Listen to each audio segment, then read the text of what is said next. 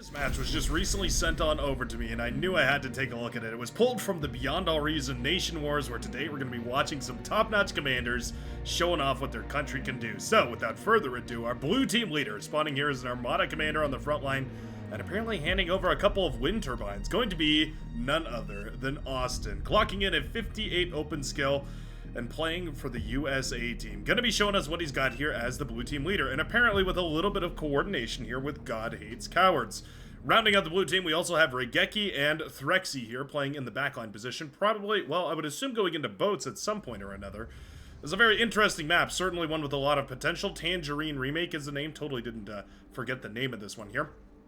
Definitely some interesting strats going on. Now, these are teams that have played with each other. Well, before I get into that, why don't I go ahead and introduce our red team, shall I? Spawning over here on the red side of the map. Spawning also as an Armada commander, none other than Fiddler 1112, the leader of the Netherlands team right here. We're going to be clocking in at 40 open skill and showing us what he's got. Playing alongside Reetsweet right here, a fan favorite, one that's known around the community, alongside as well Ro and Angry Strawberry herself.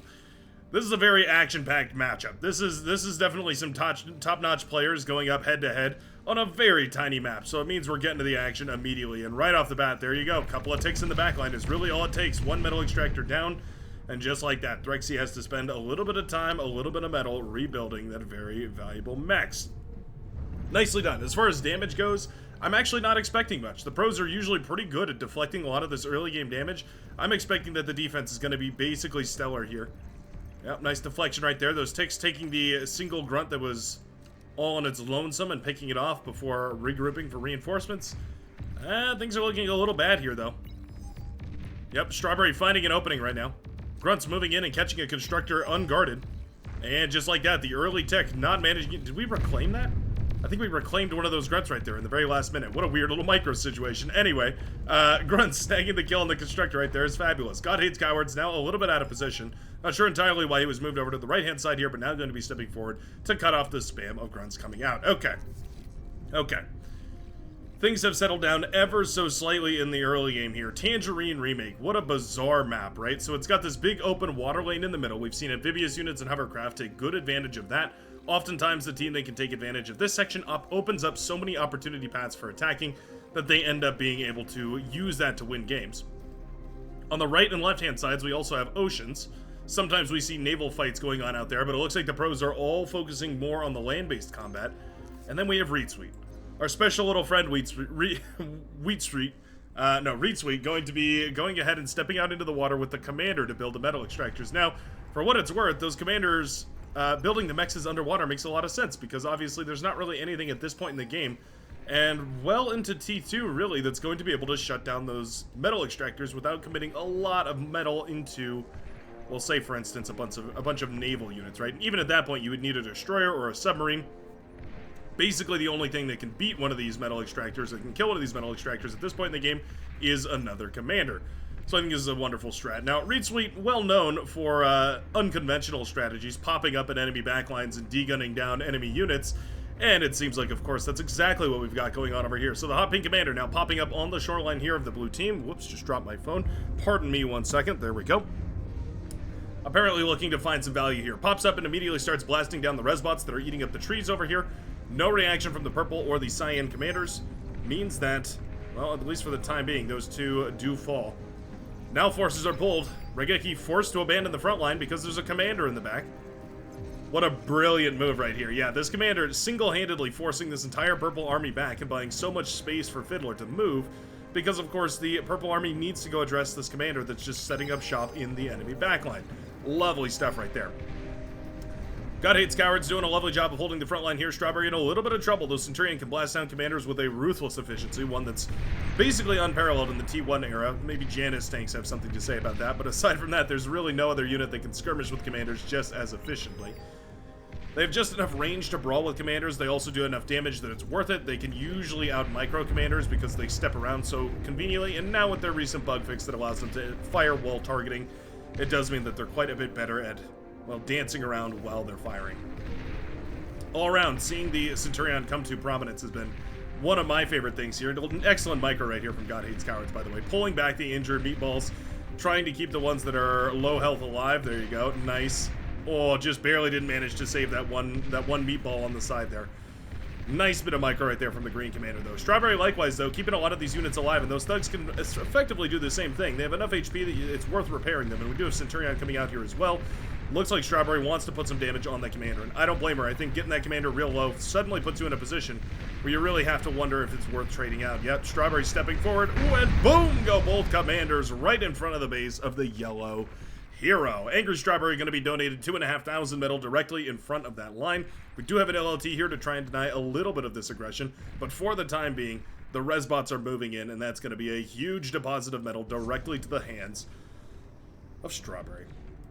Meanwhile, on the other side, it looks like Reed Sweet has abandoned this post right here. Regeki sending the commander over in this direction in order to push that commander back. Going to set up some LLTs here to try and deny any further intrusion, but Reed Sweet isn't quite done yet. Setting up some anti-air towers over here is always quite nice, of course. Shutting down any scout planes that might be flying overhead.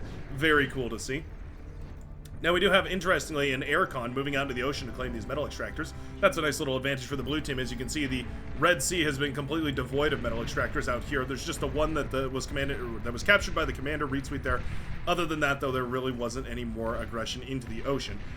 It offers you a little bit of flexibility, right? Because you also have these, the Shuriken. There they go. Shuriken stepping forward right now, jumping on top of the yellow commander's base. That's Strawberry getting paralyzed to death right now as those pawns now overwhelm her.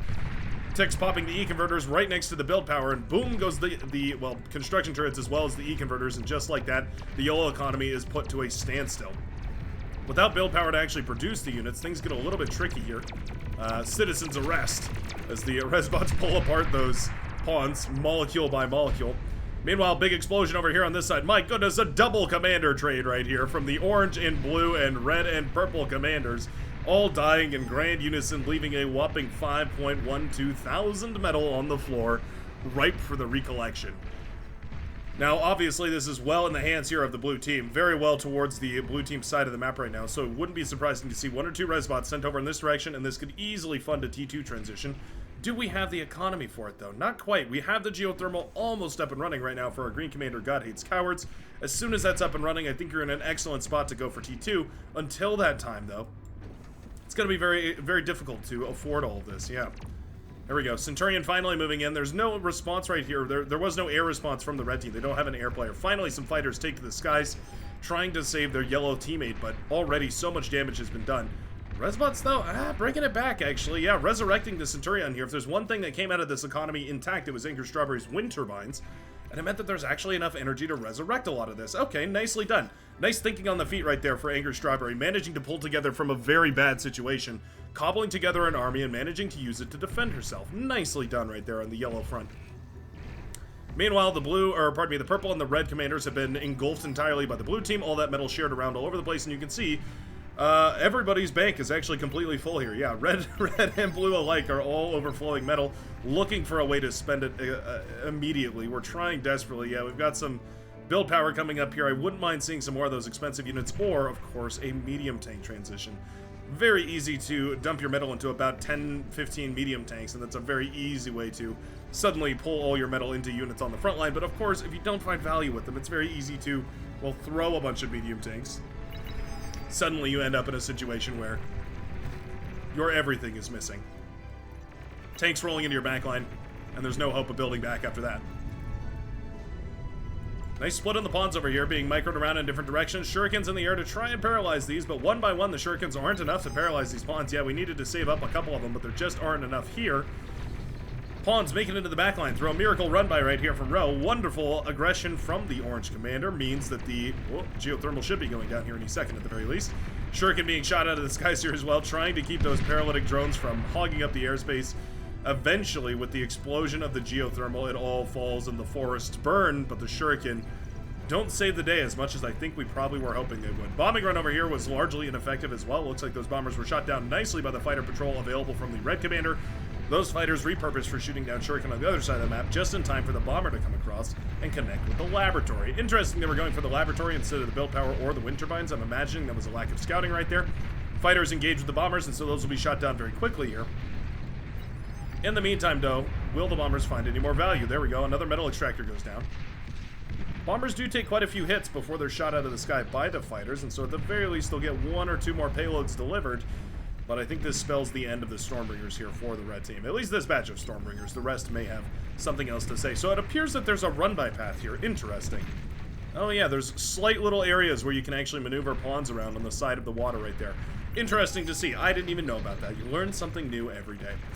Yeah, pawns using that to their greatest advantage right now as they're moving around the map and into these areas that the blue team otherwise thought was essentially secured. And with one commander apiece on each side right here, there's not really anything you can do to contest this water anymore. This is essentially locked down. No more commanders to build torpedo launchers or capture torpedo launchers or anything like that. You're essentially stuck with what you got is what you got. This resurrected army coming in clutch right now. Yeah, Strawberry's undead forces marching forward right here. The zombie army pounces on top of the green forces that do remain. A couple of mesas stay upright, and there's some Centurion here as well, but mostly a wonderful engagement. Now, Shuriken are turning things around slowly.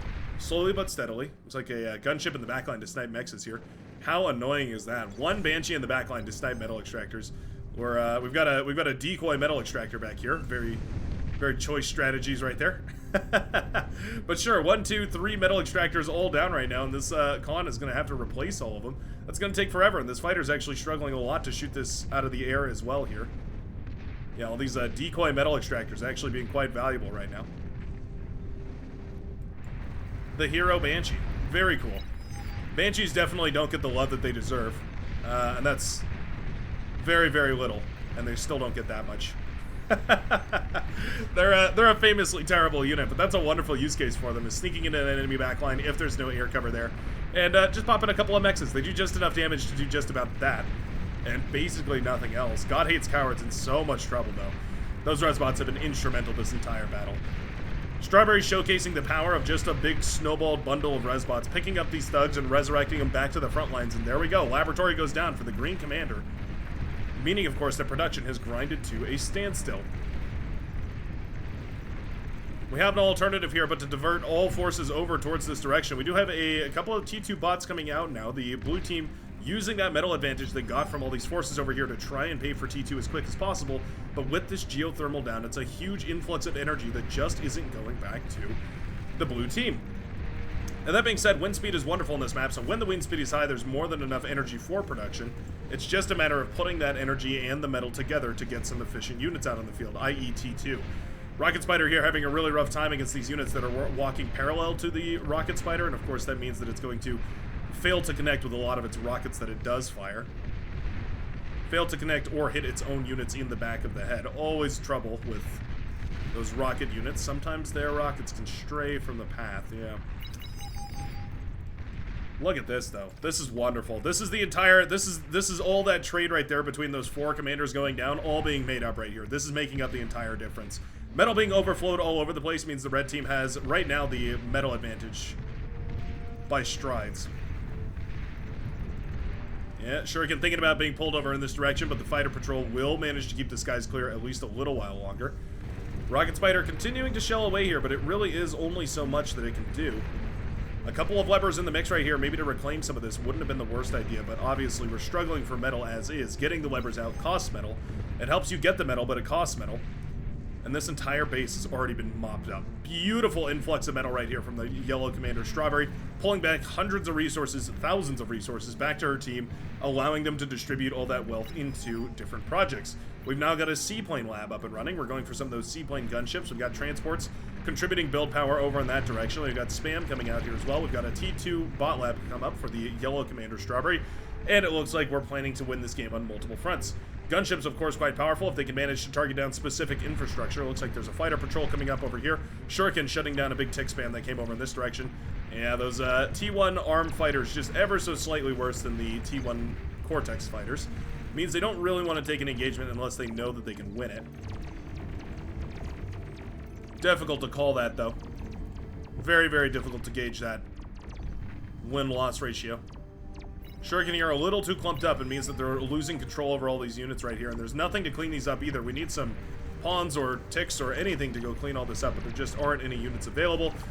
Now's the time that we see a T2 transition. So we've got T1 production halted right now, and it does mean that Strawberry's getting ready for a T2 army. We have a Twitcher coming up, and I wouldn't be surprised if we see some landmines coming out of that. Landmines, very powerful. One of the most powerful things that the Twitcher affords you is the ability to build landmines all over the place. We do have, again, we have air power all over here, shutting down the ticks, but what good is it if you can't actually go and kill them? A single grunt or two, now produced out of the lab right here from Thyrexy, trying to shut down these ticks that have been evading for the last 2 minutes. Lovely stuff. Seaplane gunships have been built for quite a while here. We have 11 of these Cutlass gunships, 2,530 metal. Not bad. A significant investment, but certainly well worth their weight in metal. They're very, very valuable. They do a single big burst of damage, kind of like a... almost something between a Legion quick shot and something like maybe a medium plasma bot. They fire a burst of damage, which can be very valuable for essentially dealing with a lot of the tankier units in the game. It gives you a good mix, actually. Some units are very precise, but I would say the Cutlass is one of those units that can find value in a lot of different ways. Whether it's just spreading them out and having them pick apart units. They do enough damage that they can take out pawns and ticks and grunts, that sort of thing, with basically one shot. But they do enough damage as well in their burst that when you clump them up against a single target, you can take down heavier objects as well. Makes them a very versatile tool. Makes me happy to see them on the front lines here. Rocket Spider continuing to push forward, and now with these thugs roughly a little bit more clumped up, the more clumped they get, the easier these Rocket Spiders are going to be able to connect with them, of course, but also spread that AoE effect of their rockets. Getting a lot more value. Strawberry with a couple of constructors over here. I'm not entirely sure how these constructors even ended up here. I suppose maybe they were resurrected or something. Either way, cons have ended up over on this side. I mean, at this point, I wouldn't even mind seeing some metal extractors set up, but we could also go for something cheeky, like setting up a laboratory or something like that.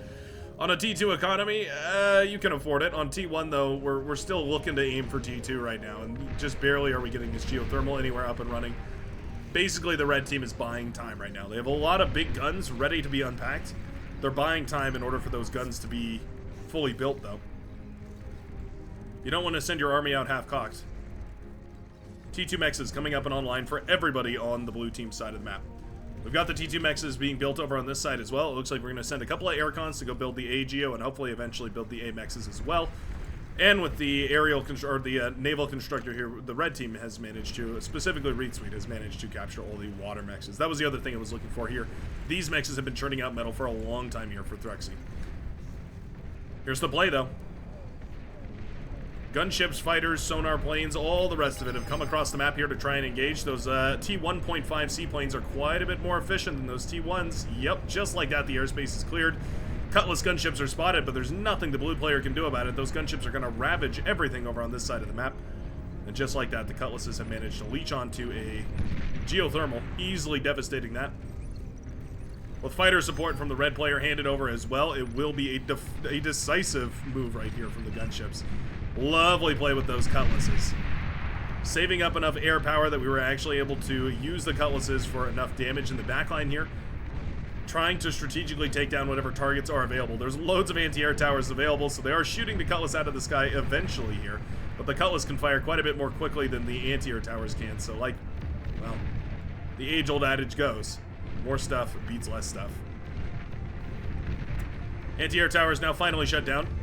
There's enough Cutlass in the sky to finally blast down the T2 laboratory as well. With the production down, it does mean that no longer will these fighters really have anything to contest with. T1 anti-air defense is on the ground, really the only thing. Strawberry managed to pump out the Mammoth, though, and that really fortifies this front line against any sort of spam attack and essentially shuts down T1 entirely. Means that Strawberry is going to be uncontested in this reclaim field, and immediately those res bots get to work. Nicely done. If there's a name of the game, it's got to be the Reclaim. It rhymes, so it must be true. The Mammoth marching forward. Why can't I? Oh, there we go. All right. Mammoth marching forward right here. Couldn't click on the ground right there. That was a bit strange. Anyway, the Mammoth tank getting a little back massage. I think that's yeah, that's the clip right there. Maybe like that. Mammoth at the massage parlor, getting a little bit of a touch up right here as the Fiends devastate the backline of the blue team. Indeed, with the damage the Cutlass have done, and with the Fiends marching forward with no T2 response and with a failing economy, the red team pulls into the lead and manages to take the victory in this game beyond all reason. Thanks a ton for watching. This was a back and forth brawl, and I sure hope you enjoyed it. I know I sure did, and if you did, feel free to hit that subscribe button down below. Join the Brightworks. We're nearly at 10,000, which is pretty impressive, if I do say so myself, and I'm happy to welcome you into the group. Any other announcements I have to make? Not right now, so I hope to see you in the very next cast, and I hope you enjoyed this game beyond all reason. Peace out, everybody, and have a wonderful rest of your day.